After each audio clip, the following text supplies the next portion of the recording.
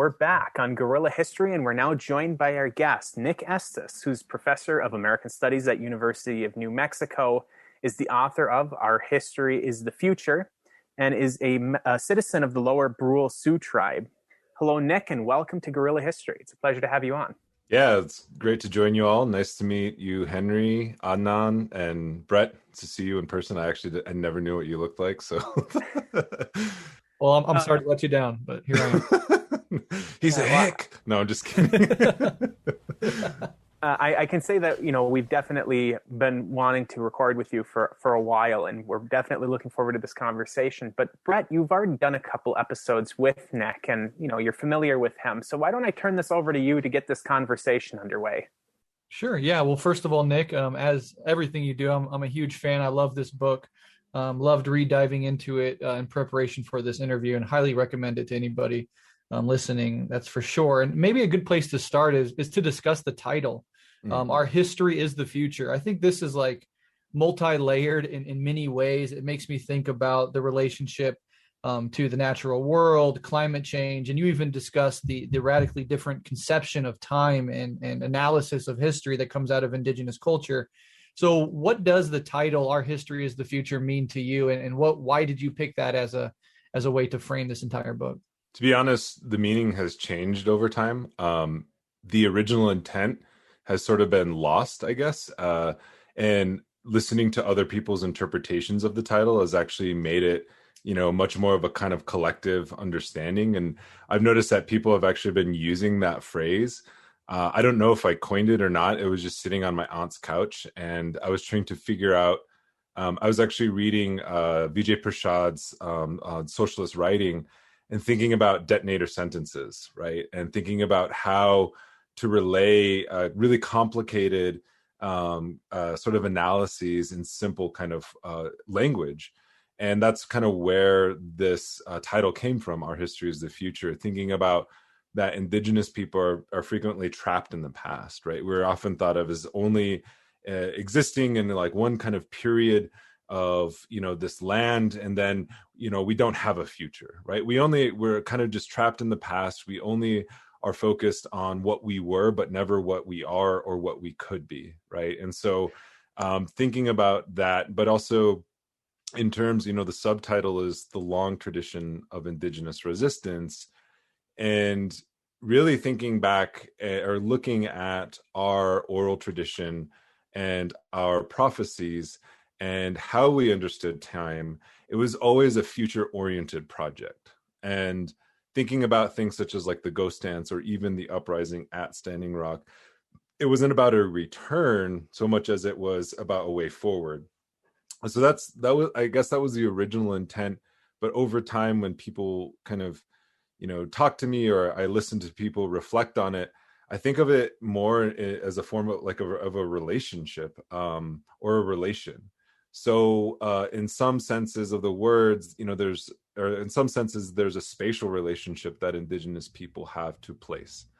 In the book, I talk a lot about Jesapa or Minnesota, the Missouri River, and the Black Hills, and our relationship to that land and territory, and how we were caretakers, and how we attempted to be or aspired to be good relation with the land and all the life that existed on the land. So that's kind of like a spatial relationship. But the more I've heard people kind of reflect on this book and the title and what it means to them, there's also a temporal relationship. What does it mean to be a good ancestor to the future, right? And thinking about it in terms of that, like relationality isn't just spatial, it's not just familial, it's also temporal.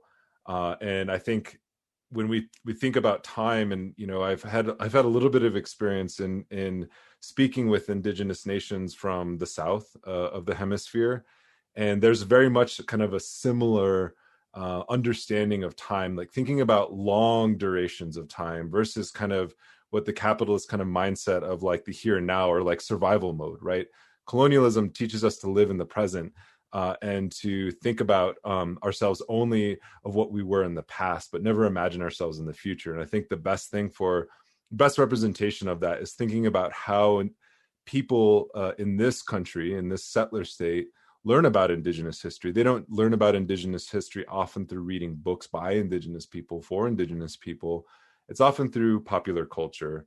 And one medium or one genre of popular culture that we are, frequently appear in is the Western, right? The past on the frontier.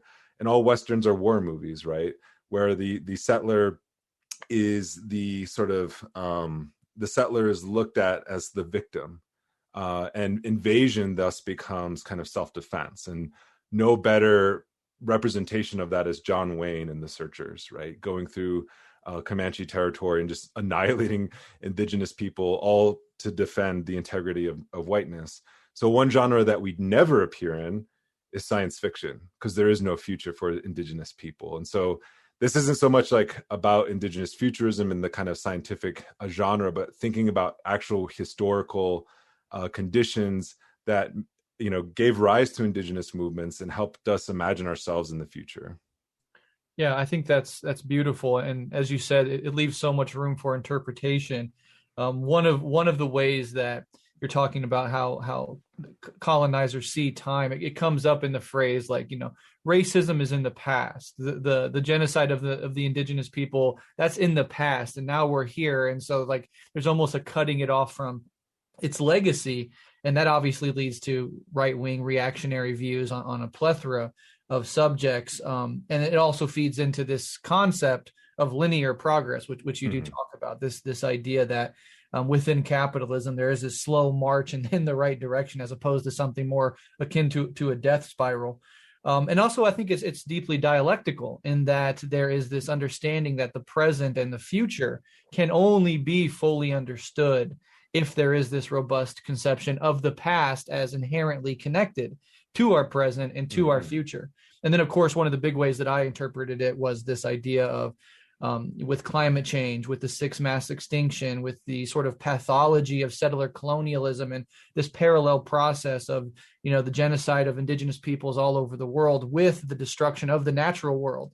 There's this coming back around to realizing that that the Indigenous ways of relating and being and experiencing their own lives in the world it has something profound to teach us on our path as a species going forward. So on multiple grounds, it's a perfect title. Yeah, I just wanted to echo that.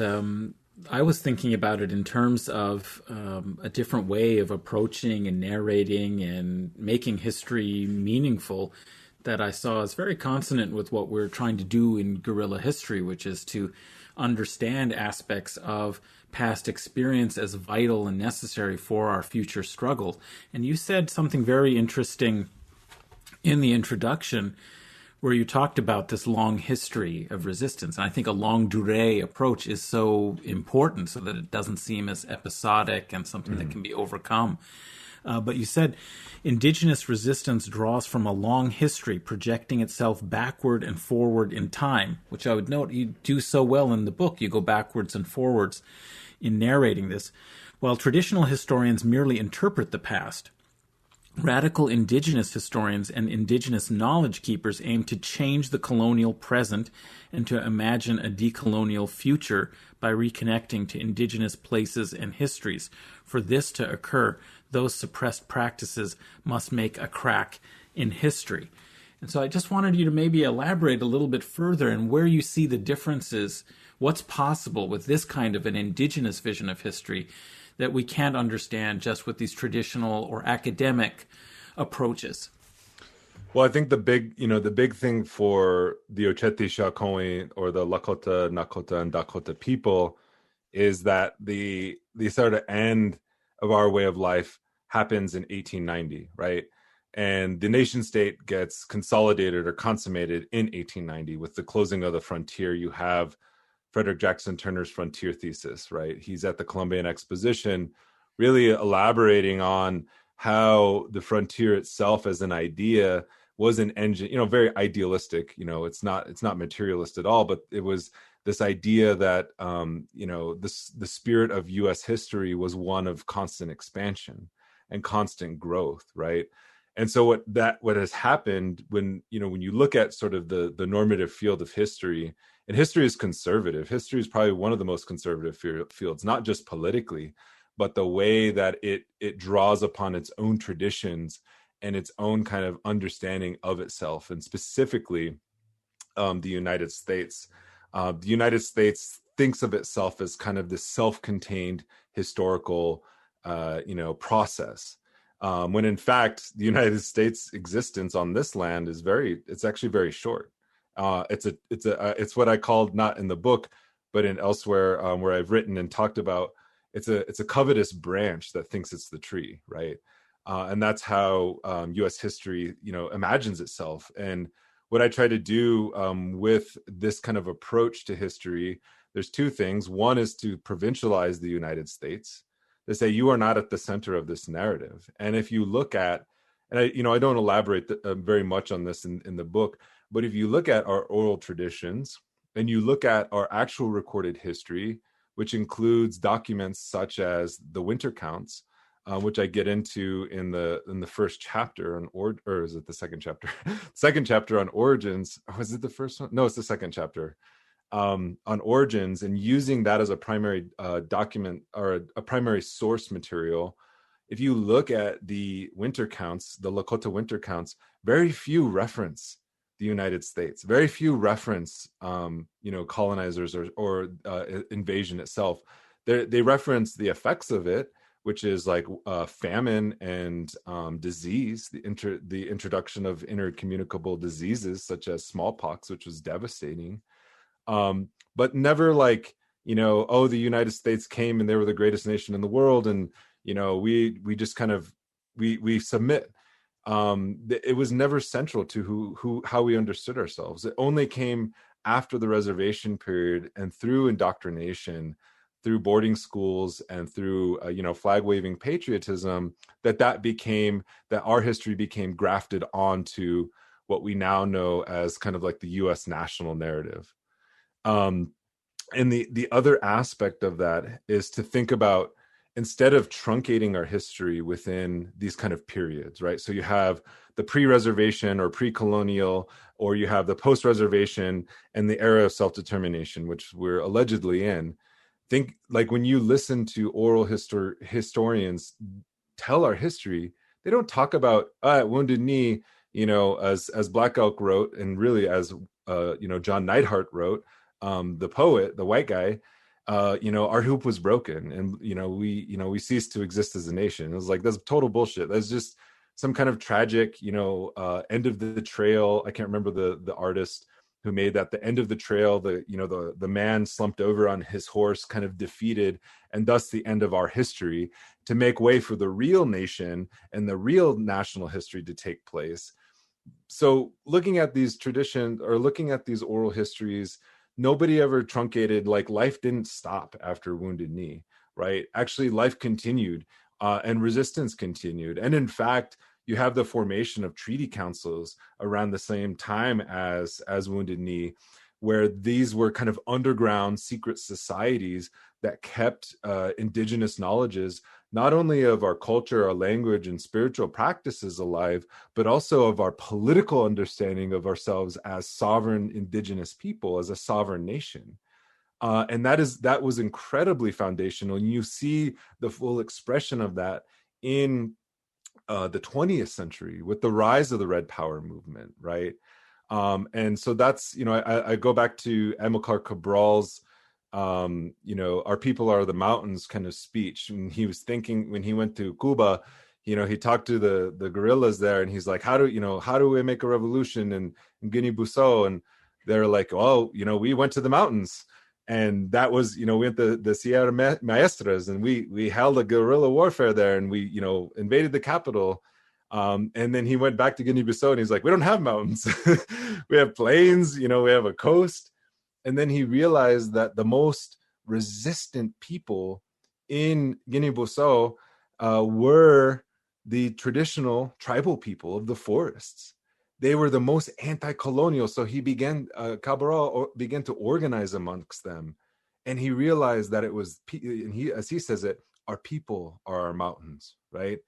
And in the 1970s, when AIM, when the American Indian movement and the Red Power movement was getting to go, getting more militant and more aggressive with their stance for indigenous sovereignty, they understood that these treaty councils and that elders in our communities were our mountains, and they became the kind of the source for our struggle. So these treaty councils weren't just something, that were like, oh, we were a defeated people after Wounded Knee and the vision died, or whatever, poetic language they use or fatalistic language they use. No, that continued, and it was, it didn't die at all, and in fact, it was strengthened. Like that's the law of contradictions. As repression intensifies, so too does resistance, right?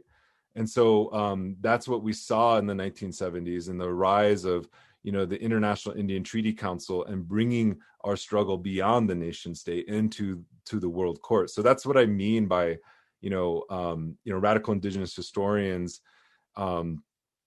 try to attempt to overturn that narrative, and that we shouldn't restrict ourselves to these kind of idealistic notions of the U.S. nation state as the only history, because there are many histories. I think we all have follow-ups that we want to ask, so I'll keep mine pretty short. But you mentioned Wounded Knee is not the end of history, right? And Black Elk said essentially the same thing. Black Elk witnessed Wounded Knee, and when asked, was this the end of an era, he said, no, Wounded Knee was not the end of an era.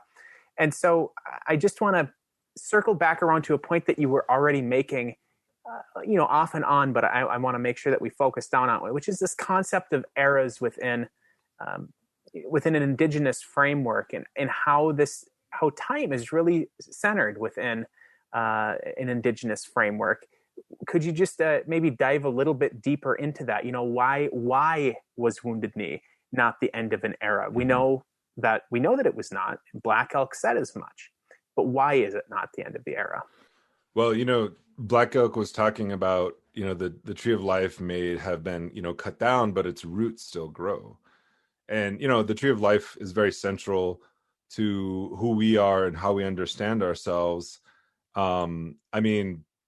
If we think, I think there's several tendencies that can happen when you look at indigenous history. We can just look at the genocidal, violent, traumatic experience of that history, which it is. It's unimaginable, even being a descendant of people who survived from that. It's unimaginable to me. To this day, it never ceases to amaze me the depths to which violence structures not just our lives as indigenous people, but the African experience in this continent, as well as the immigrant and migrant experience in this continent, the immense amount of violence that's imbued into that process.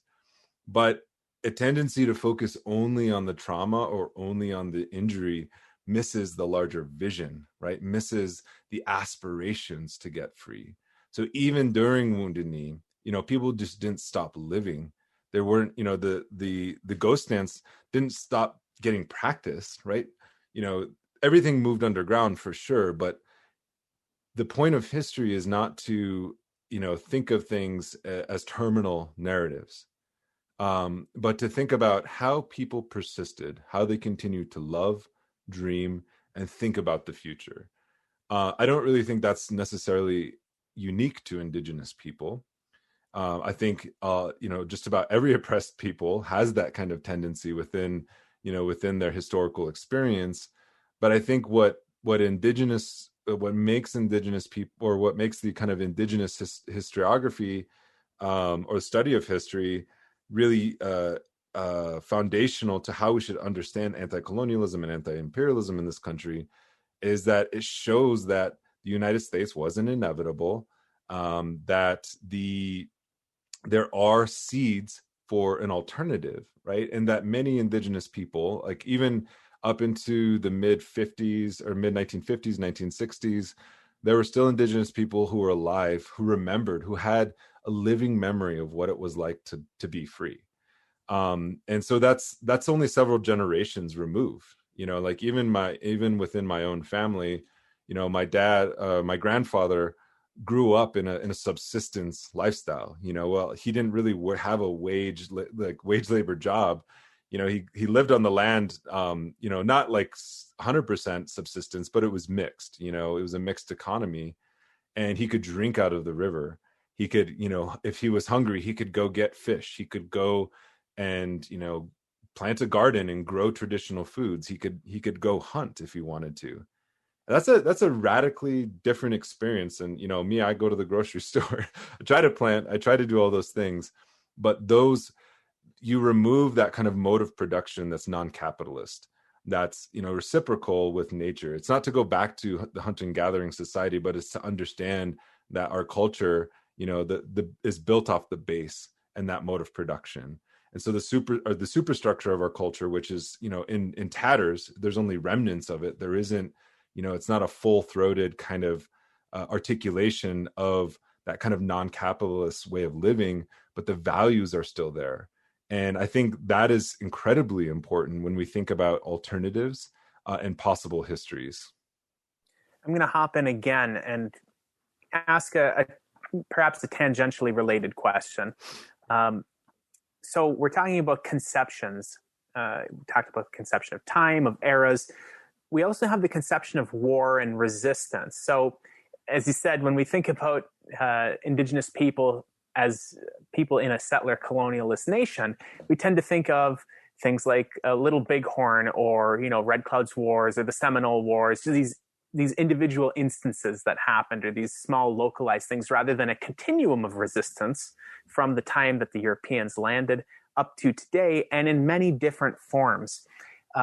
So, of course, we had armed conflict, but we also had things like the ghost dance as a form of resistance, though, not in the same form that we would have seen at Little Bighorn.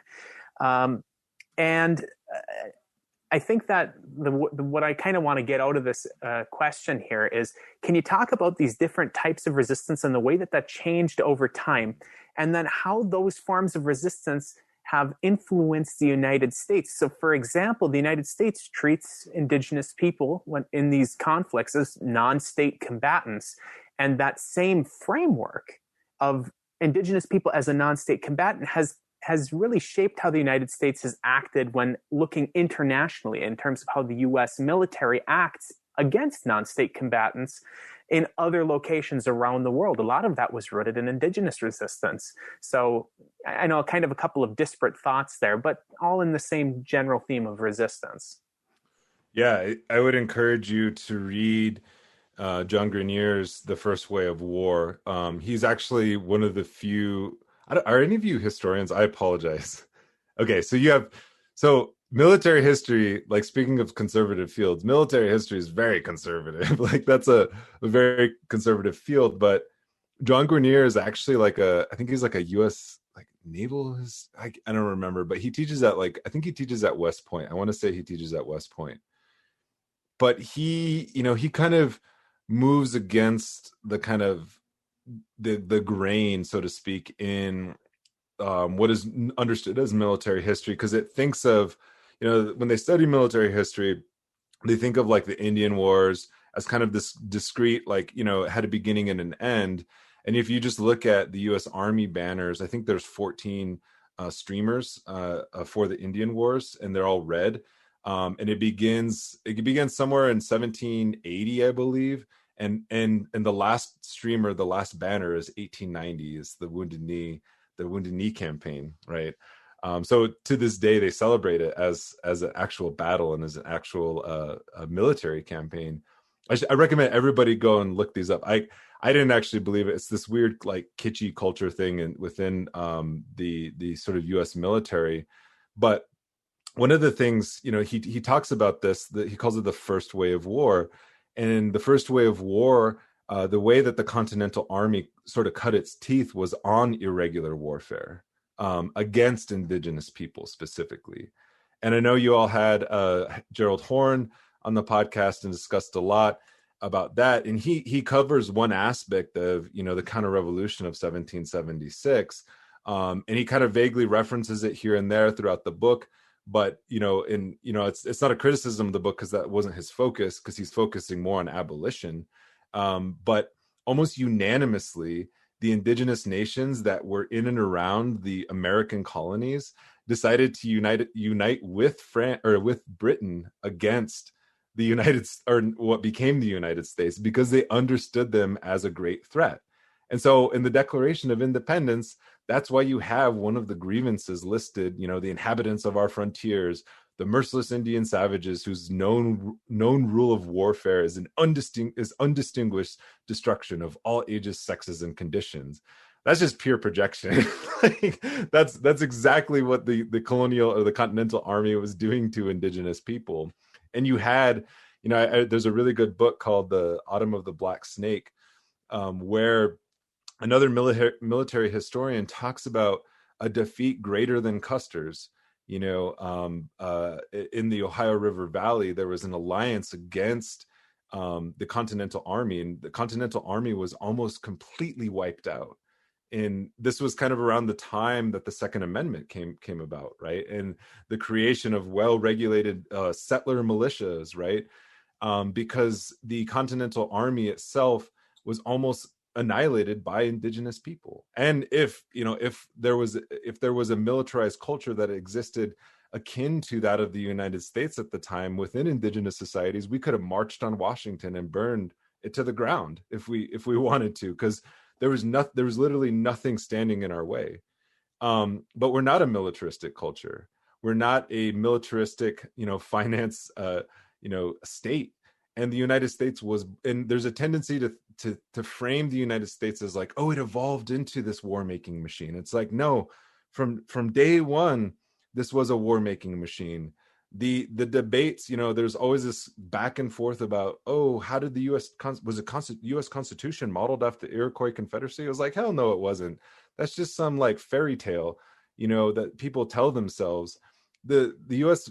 The influence of indigenous people on the U.S. Constitution was that they understood. They looked at the 1776 Declaration of Independence as an example. It's like, if we don't build a military, the Indians are going to kill us. And so while there's all of these like debates about states' rights and decentralization and blah blah blah blah blah, a strong federal system was actually a response. Like, it was considered a self-defense mechanisms against the merciless Indian savages. So the raising of a strong army and the financing of a strong army that led to the war state that we live in now was conceived at the very beginning of the United States. And so, John Grenier, the historian, that's what he's talking about. He's like, this was a military that was raised to basically fight not just indigenous people, but to fight irregular wars. And in irregular war, you're not just killing enemy combatants. We're not just fielding. Every time the Lakota Nation fielded, what could be considered soldiers or enemy combatants on the field of battle, 9 times out of 10, we whipped ass, right? But it was when they targeted non-combatants or civilians for destruction, or they went after our food supply, or they waged total warfare campaigns against us, or they engaged in what we now know as counterinsurgency against us. That was when they defeated us. And so when we think about terms like enemy non-combatant, that's actually, John C. Yu, the architect of the torture memos, or the drafter of the torture memos, and the architect of the legalization of U.S. torture during the U.S. War on Terror, actually cited the Modoc cases in the late 19th century, because there was this debate, and it was like, well, do we have the authority? Does the United States have the authority to just assassinate and kill Mohawk or Modoc people for resisting? And the determination of the court was like, yeah, actually we do, because they're enemy non-combatants. So that means that any time that the United States wants to, label its enemies as enemy non-combatants, therefore they're rightless and they always exist in the state of exception, they can be killed. That was a legal precedent that was made by the Indian wars that have literally never ended. The U.S. War on Terror is simply a continuation of the Indian wars. And in fact, I did a talk on this book in New York City at the small, or in Brooklyn at the small little bookshop. And there was a Pakistani lawyer there, and he said, he's like, I came to the United States to learn international law, to understand why the United States can assassinate my people with drones. And he's like, nobody has ever talked about the fact that this goes back to the Indian Wars. So like there's a global connection here. It's not just something that's isolated to one kind of point in time, but that ball was set in motion a long time ago. And I think that's the key in my mind. The key to understanding U.S. imperialism is to think about the origins of this country as a settler colonial state, as a state that was founded not only on the enslavement of African people for the plantation and expansion of the plantation economy, but also the genocide of indigenous people and how that genocide actually took place. It often wasn't just, armies going out and killing us. The vast majority of indigenous people died because of starvation, famine, and disease. And disease wasn't because I'm going a little bit beyond the scope of the book, so I apologize, but disease wasn't, as we've all, maybe we've gotten interested in, indigenous history, and we were like, what, why did so many indigenous people die of disease? And they're like, oh, virgin soil epidemic. They're biologically inferior to Europeans. They didn't have the immunity. Well, it's like, if that was the case, then Europe wouldn't exist, and the Black Plague would have destroyed 90% of Europe, right? And what is actually happening is the U.S. is creating constant conditions of war, right? As we see what is happening in Yemen. Are most Yemenis dying of Saudi bombs that are bought by the United States? No, they're dying because the conditions of war make it such that they starve to death, or they get dysentery, or they get some kind of Legionnaire's disease, or whatever it is. And it's the conditions of war that exacerbate the spread of disease and exacerbate these kinds of famines. And so that in itself, has to be looked at. It's not just, people killing each other on, the field of combat, but there's also, this kind of back end justification to say, oh, you're biologically inferior. You just didn't have the right immunities to these diseases, so therefore you died, right? We see the same thing happening with, oh, you have comorbidities for COVID-19, therefore you're just, Black people just have bad hearts and they're going to die more because of COVID-19. And it's like, well, why does Black America have a broken heart? And it's because of white supremacy, right? And the same thing goes with indigenous people. So that war has literally never ended, and it's continuing. It's now a global war on terror. Well, I so much appreciate those interconnections that you're making throughout the book about connecting the past and the present, but also the global war on terrorism discourse and the structures behind it as well. It seems that they're very intertwined from the very start, because even when you mention Lewis and Clark characterizing these as pirates of the plains, that very sense of their lawless, savage, illegal, combatants don't follow the rules of civilized warfare, i.e., this justifies counterinsurgency, total war. So total war is not an invention of World War I and World War II. It's a colonial war, colonial wars that happen all around the world against indigenous people. That was invented a long time ago by the Europeans. But this idea of the pirates of the plains, this is drawing on that same language in European discourse and in early American discourse of the Barbary pirates as a major problem for this emerging commercial nation, that the laws of the sea are not being followed by these rebellious, savage, barbaric people. So it's like very intertwined, that when you come to the present and talk about the global war on terrorism and Muslim extremism and jihadist insurgency at Standing Rock, there's like a discourse and a pattern that's available to be used and deployed because it's been developed for such a long period of time. So I wanted to ask you a little bit about that idea of Standing Rock and religious extremism, and going back to the ghost dance and the fact that so many of these forms of prayer and performance and traditions were suppressed because they were considered dangerous. How do you see that relationship between kind of this spiritual and this religious forms of resistance, and how that becomes characterized as a particular threat? Mm. Yeah, it's a really good question. And it's kind of like one of those things where if you kind of grow up in that understanding, you don't really understand why people are so hostile to it. But then, when you see it actually play out at a place like Standing Rock, the like LaDonna Brave Bull Allard, who just passed away recently, she was one of the founders of Sacred Stone Camp, and that was originally just a prayer camp that began in April of 2016. It was after some youth runners had run down to they had like a convergence on the Army Corps of Engineers headquarters. There was constant like campaigns, awareness around the Dakota Access Pipeline. There was a lot of awareness around it, and as Indigenous people today, our ceremonies were banned. Like, it was illegal to practice, and they only got legalized in 1972 with the American Indian Religious Freedom Act.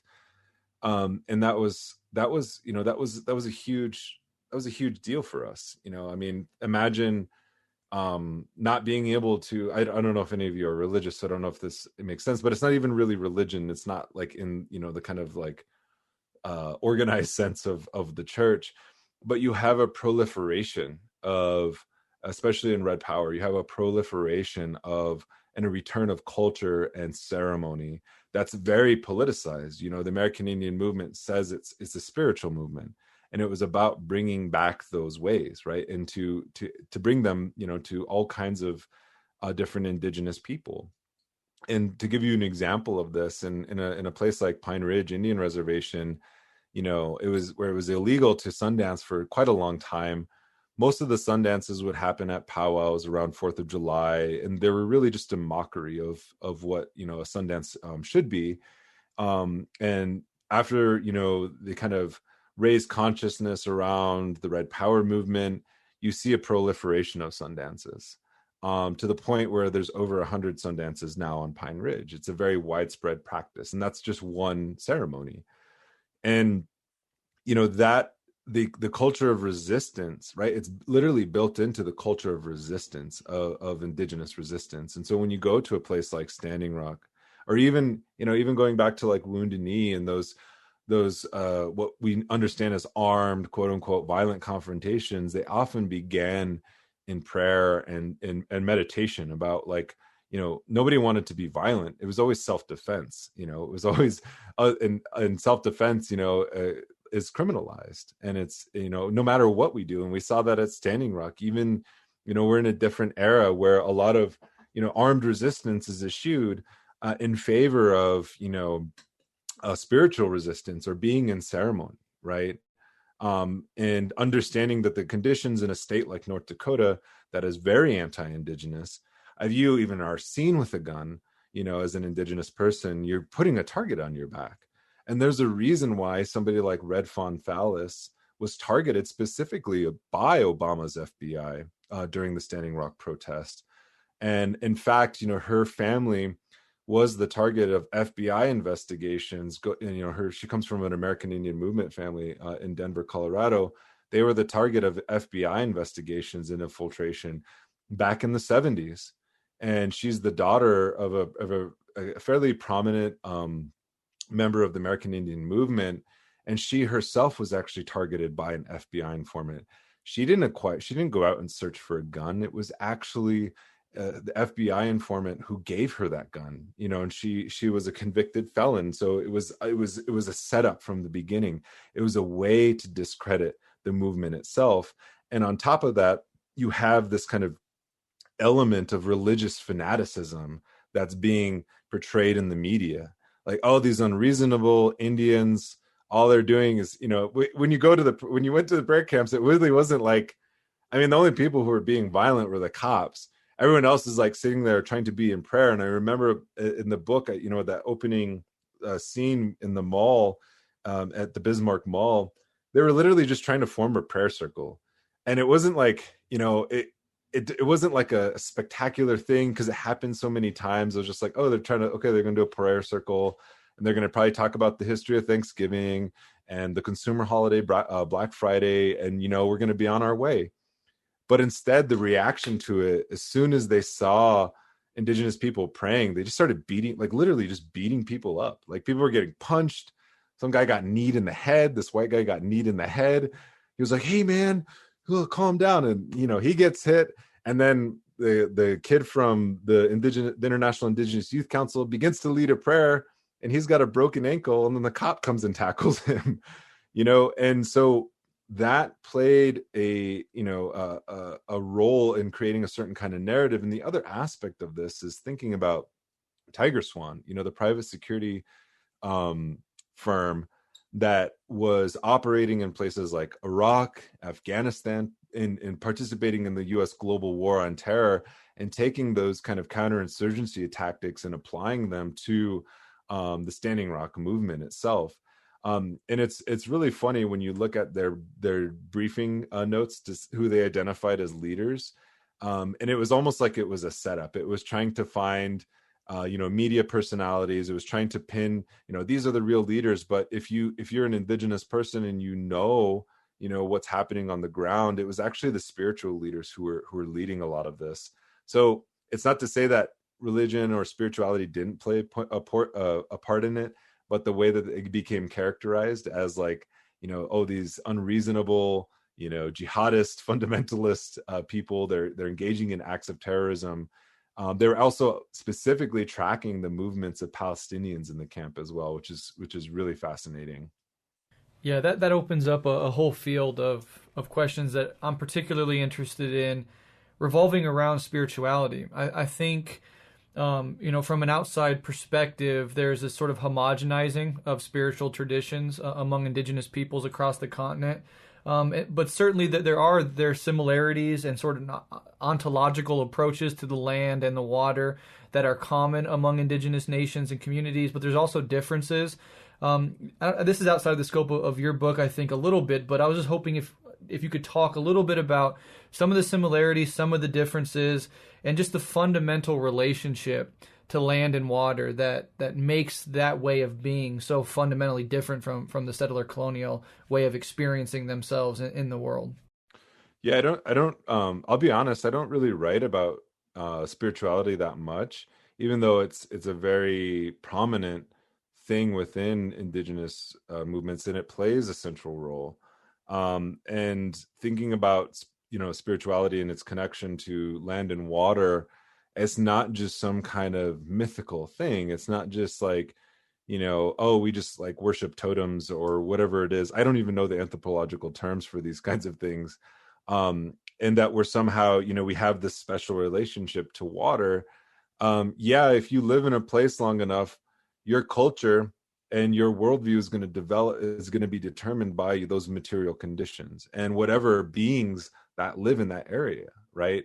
And so the definition that we have between what is considered alive and dead, it's not as clear cut as it is in kind of Western epistemology about these are inanimate and animate objects.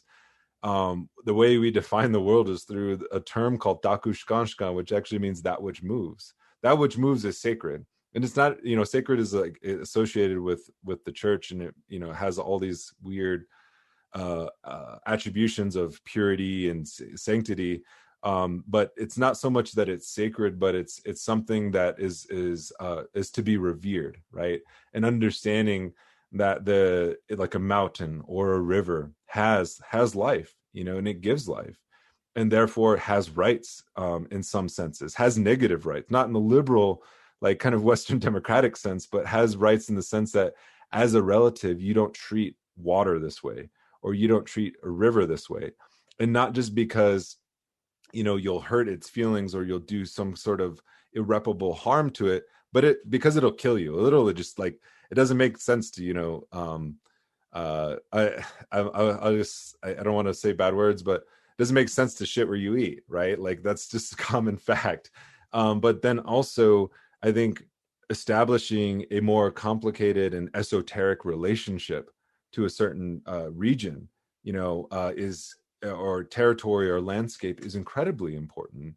And it doesn't translate into It doesn't translate into what we understand as kind of like a universalized humanism in the Western kind of colonial sense. Because, the idea of like human rights arises from this idea that all humans are equal in the first place, when we know that's false.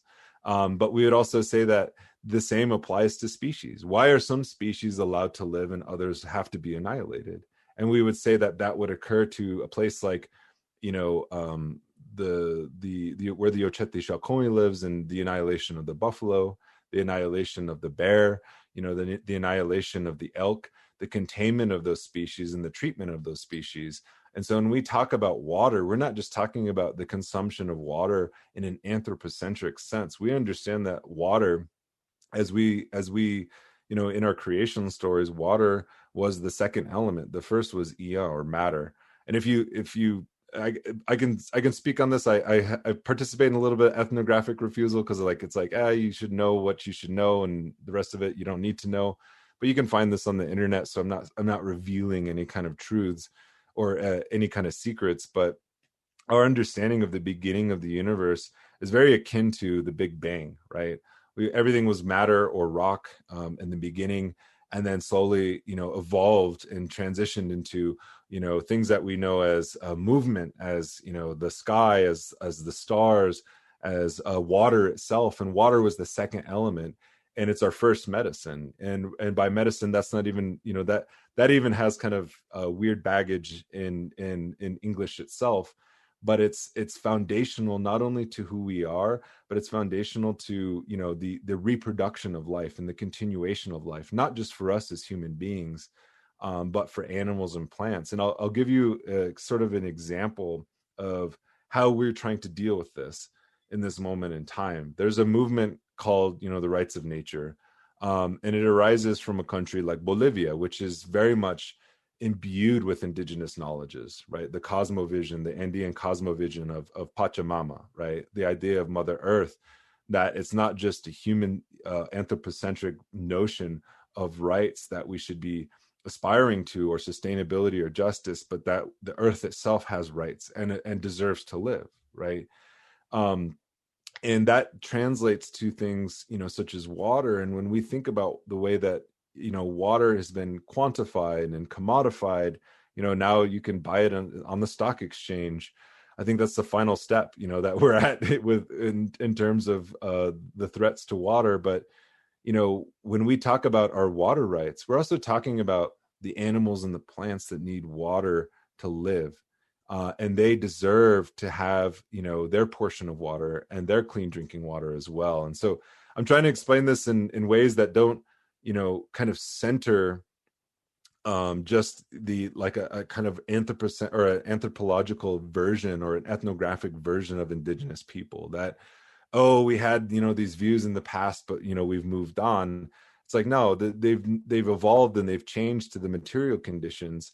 And I would say the most robust version of an environmental justice politics comes from a place like Bolivia.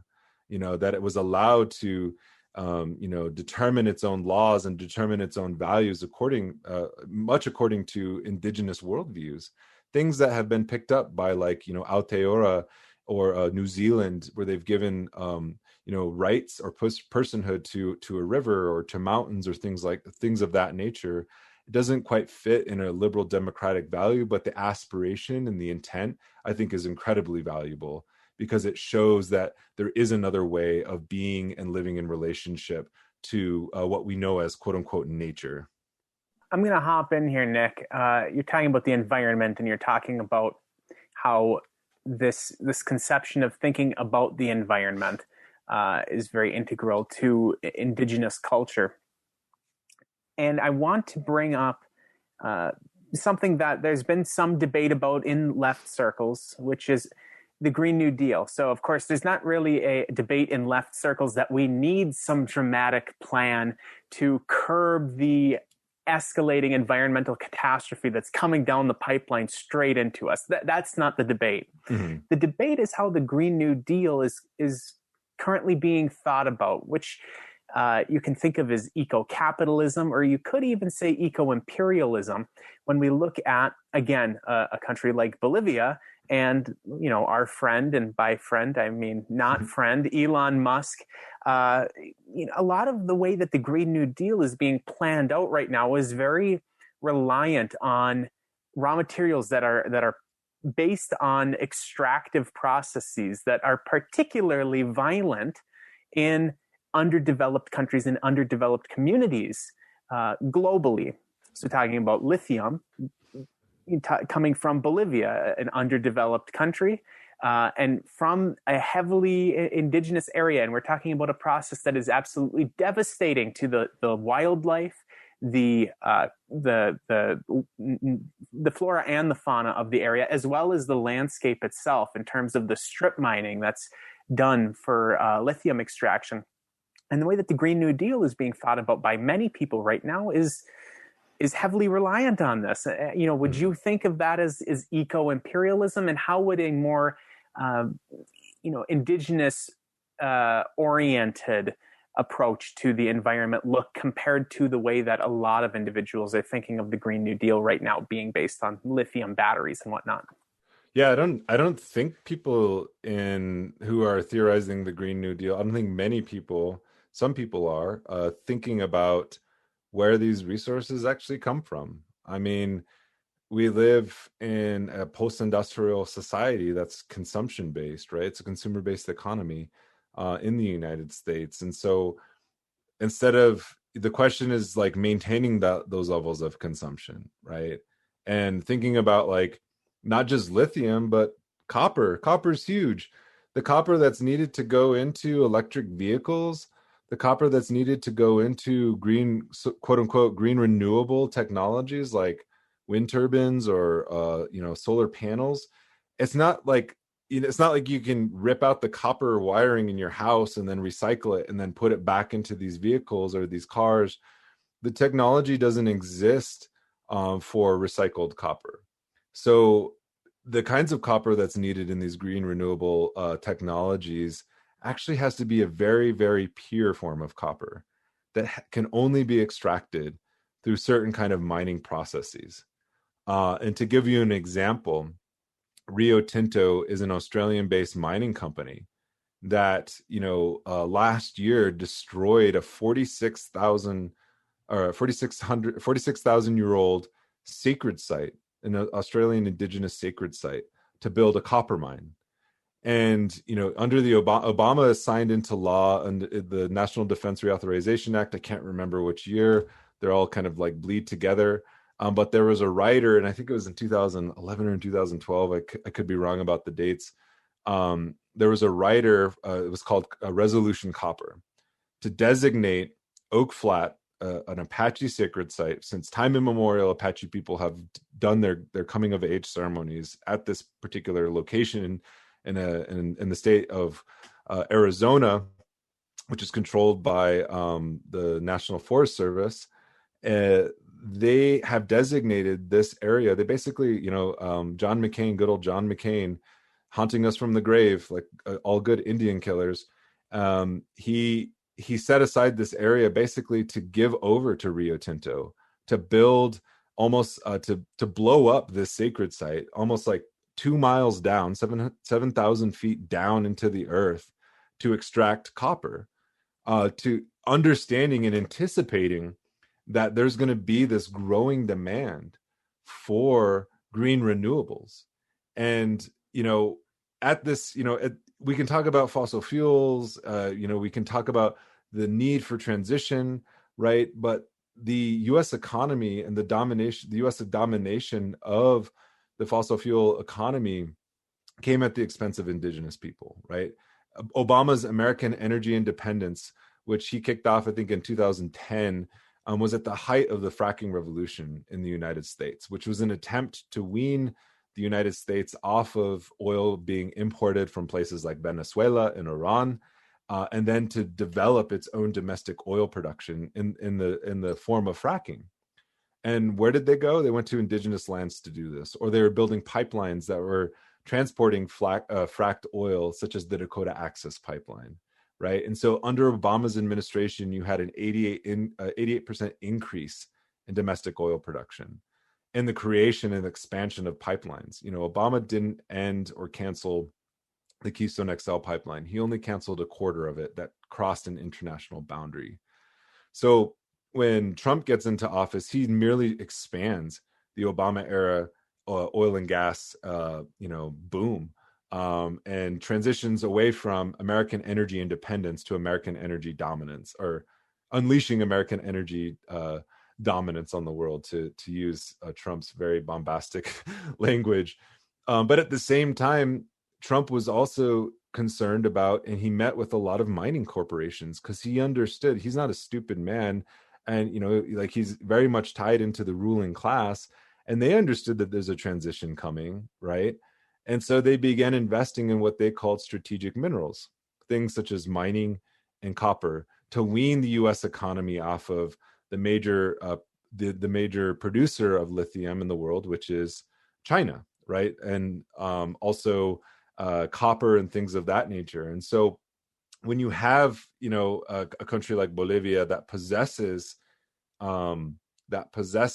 large lithium reserves, the entire Andean region possesses large lithium reserves. It's not just Bolivia, but Bolivia began to develop its lithium reserves to add value to it, to say that you're not just going to extract this raw material, we're going to create our own batteries, we're going to create our own forms of quote unquote green technology, right, and sell them back to you.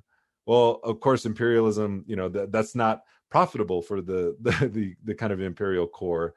And so, whether or not it's true, we don't really know at this moment in time, but we can say that, yes, the U.S. backed the coup against Evo Morales. And then, Elon Musk gets on Twitter and says, basically, we'll coup whoever we want. But then also Elon Musk, where does he create his battery factory? Where does he put his battery factory? He puts it in Nevada, because there's now under Trump fast-tracked the approval of a lithium mine in northern Nevada, which is on which is on northern Paiute land, to begin to develop domestic lithium production in this country. And so what is happening is that, we're perhaps transitioning into a different kind of energy economy, but what's the fundamental relation that remains the same? And that's the colonial relation, right?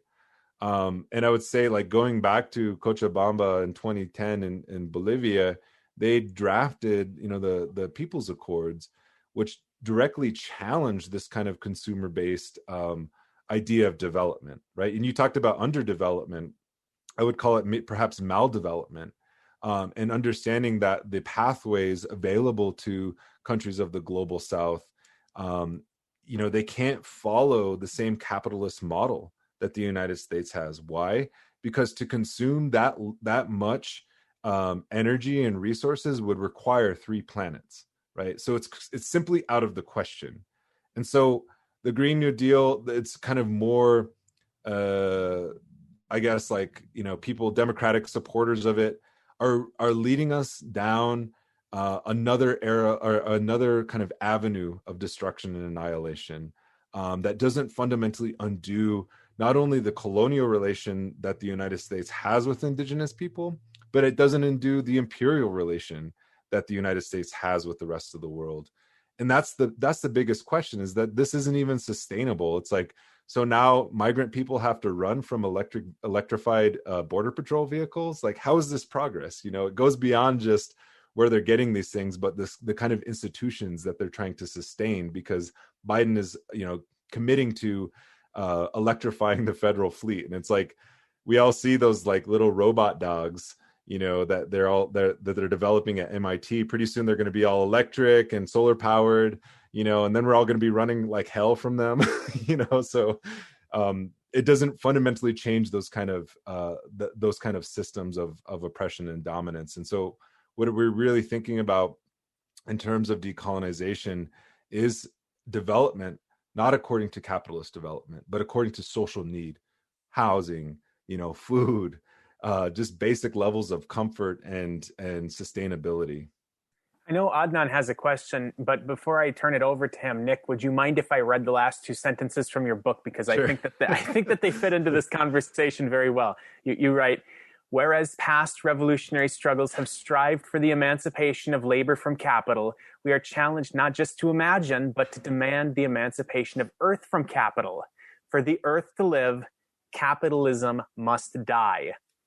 I think that ties up that conversation pretty well. Adnan, I'm going to pitch it over to you now. I know that you wanted to shift us to a little different topic for a little bit. Yeah, well, I just, great quote. And yeah, that was, it just reminded me also of your joke there about the electrified border patrols, solar powered, is, Elizabeth Warren's plan to green the U.S. military. Wonderful. So now the occupation of Iraq could have been green.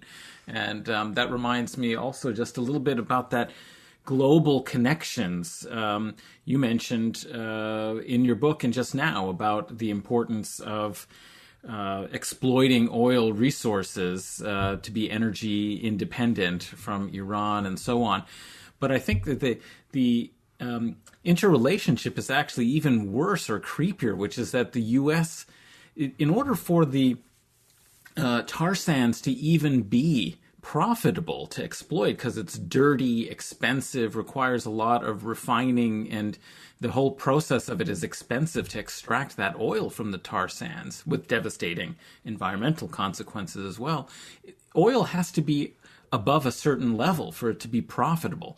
And it was the U.S. invasions of Afghanistan and Iraq that forced, global oil prices up so high that it made it possible to start exploiting that in Alberta and then seeking ways to send that oil south through the Dakota Access Pipeline, so that this imperial history is connected globally. The things that the U.S. is doing in the Middle East, destabilizing, trying to control the oil, increasing the global oil prices, then has this consequence domestically for exploiting indigenous lands, running pipelines through them. And so one thing I love about this book is how much you situate this story in global terms. And you did mention a little bit about the Indigenous treaty at the UN getting the 2007 declaration. And so I just wanted to ask you a little bit more about that kind of internationalism, about putting indigenous struggle and resistance. When we think of it, as anti-colonial resistance against settler colonialism, we suddenly see it connecting with other global struggles that there can be solidarity with, and just this whole taking the question of adjudicating indigenous sovereignty outside of the U.S. kind of hands to the world court. It reminded me so much of the internationalism of black radicals in earlier times, W.E.B. Du Bois, and particularly Malcolm X, who wanted to indict the U.S. for crimes against black people and violating their human rights, not their civil rights, because that's under U.S.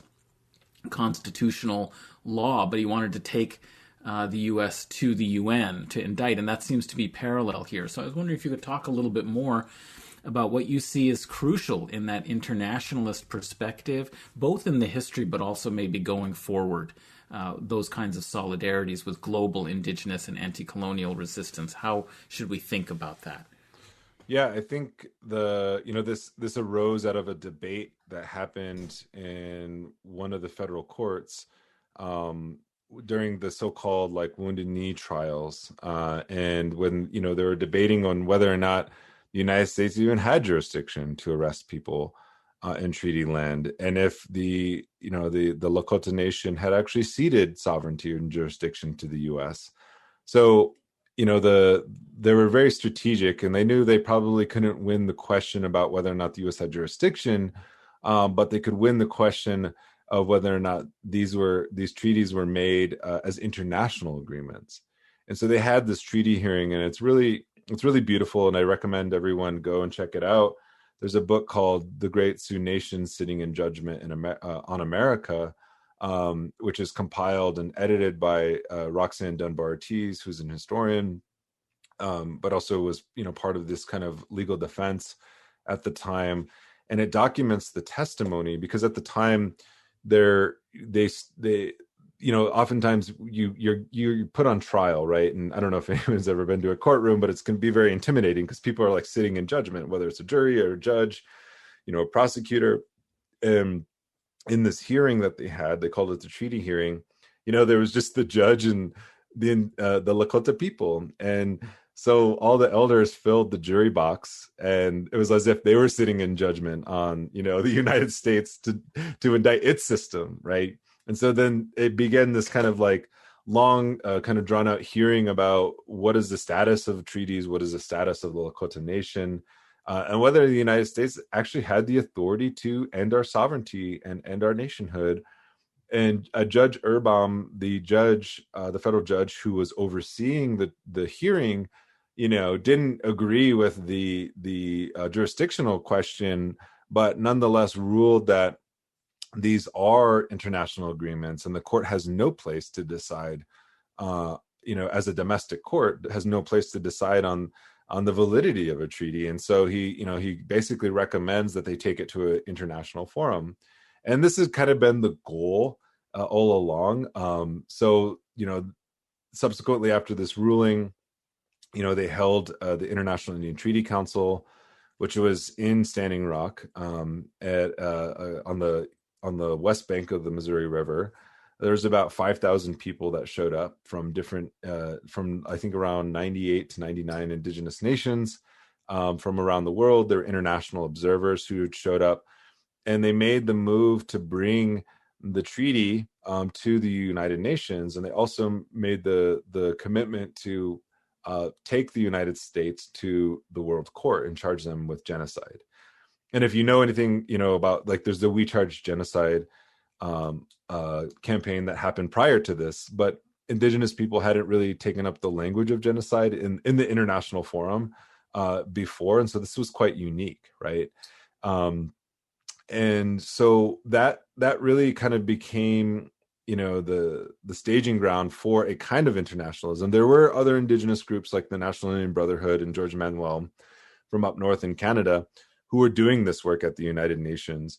But it didn't really get its boost until 1974. So it's not to say that the American Indian Movement or the International Indian Treaty Council was the only one. There are many groups. And in fact, as I talk about in the book, there were attempts by the Six Nations, Iroquois Confederacy, to get recognition at the League of Nations, and even some Lakota and Dakota people to try to push for representation at the League of Nations among the colonized people in the world. So this wasn't a unique thing. It's been going on for quite some time. And so, but it didn't, at this moment in time, there's the American Indian Movement faced like a unique challenge, whereas like the Black Panther Party had kind of, you can kind of trace a beginning and an end to the Black Panther Party in the early 70s. It kind of faded out and wasn't really a party or a force anymore that it used to be. Well, the American Indian Movement definitely had a beginning, but it didn't really end. It didn't just disappear like the Black Panther Party did, or it didn't lose that kind of that momentum. In fact, it just kind of it developed into something different. And it had to strategically make a decision to become something different and to move into the international arena, because U.S. opinion and support of the American Indian Movement began to wane, right? And because of the FBI campaigns against the American Indian Movement were being effective, tying them to foreign governments, or infiltrating the movement, doing all these things. So it didn't have the same kind of sympathetic liberal kind of media portrayal as it did in the past. And so to survive utter collapse and state repression, it decided to go international. And in the international arena, it reached out to indigenous people of this hemisphere, because they weren't represented at the United Nations. There really wasn't a pathway for representation. So they began to organize in South America. But then they also began to take that treaty, that 1868 Fort Laramie Treaty, as a model for other indigenous nations, but also a human rights framework for indigenous people at the United Nations. And the origins of, the UN Declaration on the Rights of Indigenous People actually arose from the Trail of Broken Treaties demands. I think there was a 20-point program that was drafted mostly by Hank Adams, who was an Assiniboine Sioux activist, but that became the kind of basis for a international indigenous rights framework that later became the UN Declaration on the Rights of Indigenous People. But to get to navigate those avenues and those legal channels in the United Nations, like, we didn't know anything. We didn't have like international lawyers. We had people like representing us in the federal courts. And so it was actually the Palestinians who lent an expertise, because they had been navigating the UN human rights framework quite skillfully and tactfully, right? Even to the point of legalizing, guerrilla warfare, right, as a legal tactic. Like, that's huge. And there's a book by Noura Erakat on this specific like legal campaign, that the international human rights legal campaign that the Palestinian movement had waged. And so we were really taken by their struggle, but then also the anti-apartheid movement, which was, happening simultaneously. Like the Palestinian movement, there was definitely armed conflict, there was definitely street protests, but there was also an international human rights campaign that was sort of attached to it. And so the UN Decade to Combat Racism and Apartheid actually acknowledged Indigenous people for the first time, and also labeled Zionism as a form of racism, right? So the anti-apartheid movement brought and created space for Palestinian and Indigenous people of the Americas to have a platform.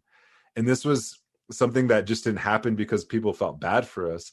We sent ambassadors to all different kinds of countries and different kinds of movements in the third world, people of the non-aligned bloc, even some in the Soviet blocs, to gain and garner sympathy for this particular cause. And so I think in the way that the UN Declaration on the Rights of Indigenous People is remembered, it often doesn't remember that sort of radical anti-colonial or anti-imperialist history, which I think is incredibly important and often forgotten. And in my next book project, I'm writing quite extensively about this and the kind of characters that arose and, the contradictions, because they were allying with governments, or with movements such as the Sandinistas, which later got criticized for their treatment of Indigenous people. But these were all things that, they're skillfully kind of navigating. And we don't really hear about it that much, because oftentimes people, the way the history is written and remembered, is after Wounded Knee, nothing really happened. When in fact, there's this really extensive and quite beautiful history of international engagement that I think is incredibly important. It goes back to even our understanding of, as I talk about in chapter 2 in Origins, the original covenant with Des Saint-Louis, how we understood treaty making as not just between, human nations, but as well as animal nations. And that was definitely things that people were talking about, that these agreements and that these covenants need international recognition and application. So that's the kind of the origins of international struggle, but also kind of an anti-imperialist. I wouldn't quite call it left. They weren't explicitly like Marxist or communist or socialist or even progressive, but definitely anti-imperialist and understanding themselves in relation to other anti-imperialist struggles. Brett, I know that you're going to be asking the question that's going to wrap up this interview, but before we do that, I just want to make sure that I have the opportunity to shout out one of my former professors that I had during my undergrad, Betty K. McGowan, who is a Mississippi Choctaw and Cherokee anthropologist at Eastern Michigan University, and absolutely one of my favorite professors. And the reason I'm bringing her up now is talking about Indigenous internationalism. She had been to the UN for well over 20 years on these delegations, talking about water as a human right, bringing up the issue of the boarding schools, which she actually, her and her twin sister made a documentary on, and trying to make sure that the UN Declaration on the Rights of Indigenous People was implemented worldwide. So I just would be remiss to not mention my former professor, Betty K. McGowan, who's just one of my favorite people I've ever met. She's absolutely fantastic. Now, Brett? Yeah, and I you mentioned Roxanne Dunbar Ortiz, she features prominently, and her book is featured in the recent film by Raoul Peck called "Exterminate All the Brutes," which goes through this history. Again, I recommended it in the intro. I just wanted to replug that. She's a really critical thinker on this front. But as a way to sort of zoom in towards the end here, and there's a million things that we could talk about. The book is wonderful, and I know you do a lot of work even outside the confines of what you discuss in the book. But maybe a way to get towards the end here is for those settlers, particularly white settlers, on this continent, who sincerely and genuinely want to be an asset as opposed to a liability in the decolonial struggle, the fight against white supremacy, etc. What meaningful things can they do to partake in that struggle in a respectful way? And then maybe you could also say what main lesson you would like anybody to take away from your book, Our History is the Future. Learning the history of this land is incredibly important. And, you talked about Raoul Peck's Exterminate the Brutes. That, I think, would be upsetting to a lot of people, a lot of white folks. He talks quite explicitly, and so too does Roxanne Dunbar-Tees, about the Scots-Irish and how colonized people get conscripted into colonial armies to do awful and horrible things to genocide other people, right? And how whiteness becomes kind of this racial project, not just of the United States, but of Europe in general, to sort of erase what we would know as class differences in such a way that it distorts, white people's, settlers' sense of themselves, thinking that they have something in common if they work at Walmart with, the president of the United States, which is completely false. Like there's nothing that they share in common at all. And white supremacy is first and foremost about controlling the behaviors of white people themselves, and through a structural process. Settler isn't just an individual identity; it's a structure, right? It's something that exists. It's codified in laws. It's codified in culture and society. How do you describe water to a fish, right? It's really difficult to explain the sort of the necessity of decolonization to people who may see it as an abstract reality or something that's not, conducive or reflective of who they think or what they want to think that this country is about and for. So it is really difficult in that sense, but I really do think that we need education is always important. I'll say that as like somebody, I wrote this book. I did write, I didn't write exclusively to Indigenous people, but I did write to my own people first and foremost, understanding that non-Indigenous people were going to read this book as well. So I'm not I'm not just somebody who's interested solely in Indigenous issues for the sake of Indigenous issues. So it is complicated, and I don't have like advice. I'm not like a guru or anything.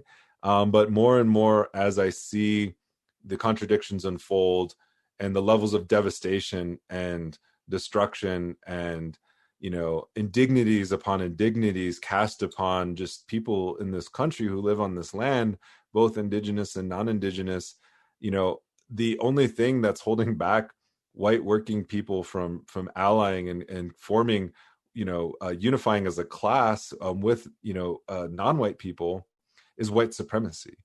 And so it's killing white people. We see this in Texas and the refusal to like get vaccinated, and, despite the availability of these resources, or the creation of these shoddy infrastructures that, a little storm that, that dumps a little bit of snow completely wipes out, an entire infrastructure. And, it affects Black people and, brown people more, but it also affects, poor white people as well. And so as more and more as I get older and older, I think I wrote this book and, with an idea of about or for Indigenous kind of liberation and thinking about decolonization. But the older I get and the more I listen to stories, I think more and more that, the ruling class is unified in the state. The ruling class is unified and together and acting in unity to basically hold our futures hostage. And if we do not unite as a class in this country, not at the expense of other people, not at the expense of Indigenous people or the global South, but really in a true kind of affirmative struggle of humanity, we're all going to die. Like, we all drink the same water. We all, breathe the same air. Like, that is not just an Indigenous issue. That is not just an Indigenous problem. That's everybody's problem. And so what I'm really trying to say in this book, and I don't know if it comes across all the time, because sometimes because of the way we're racialized and thought of in this country, every time you start talking about Indigenous issues or Indigenous spirituality or ways of knowing, it's like cheesy flute music begins playing in white people's ear and they can't hear what you're saying. So I think about this as a real sincere problem. But what I'm trying to say is that, like, Indigenous issues are not a particular issue. They're not like, oh, now we're going to do the Indigenous section, or now we're going to do the Indigenous whatever. It's like, clean drinking water is a fundamental human right. Everybody deserves clean drinking water, right? Indigenous, like this Indigenous way of knowing and relating and understanding the world has universal application. Doesn't mean that you're all going to become Indians. Sorry if that's why you came on the show. But, we're not going to make you all Indians, but it's about trying to think about how we live in good relations with each other and the planet. And that, I think that's something that everyone can subscribe to. And I think that's really the beating heart of the project that I'm engaged in, as somebody who's not just writing histories, but somebody who's trying to build a different alternative in a different world, and to understand that these are shared struggles and there's a shared humanity here that we need to, that we all need to embark on. And there's going to be a lot of, some people have to take more risks than others. This can't be just developed on the back of the young or at the expense of Indigenous people. We need all kinds of, comrades in this fight. Allies are conditional, accomplices are in the ruling class and amongst the predators of the world, but nobody, they can't co-opt the language of comrade, because that's a political relationship. And I think that's something we can share with non-Indigenous people as well. A wonderful note and a really fantastic interview. Thank you for coming on the show. Again, our guest was Nick Estes, professor of American Studies at University of New Mexico, author of Our History is the Future, which is now coming out in paperback. And I've got the paperback on pre-order myself. I've been using the ebook, but I'm looking forward to that. So when can our listeners look forward to the paperback coming out? And can you talk briefly about the Red Nation and the stuff that you've been doing there lately?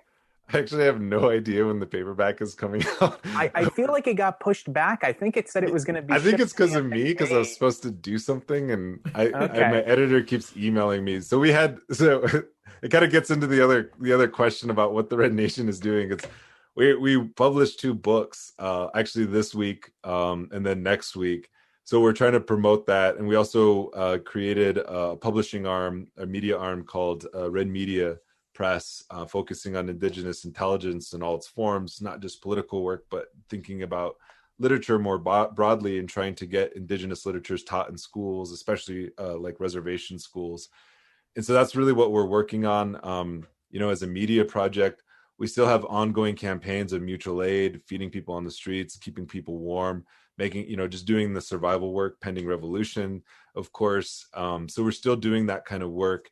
And if you want to support us, the best way to do it is either on Patreon or directly through therednation.org. You can find out, all of our stuff and what we're up to. I'm not the only person involved in Red Nation. I probably do the least on the ground organizing work right now. So I'm a bad representative in that sense.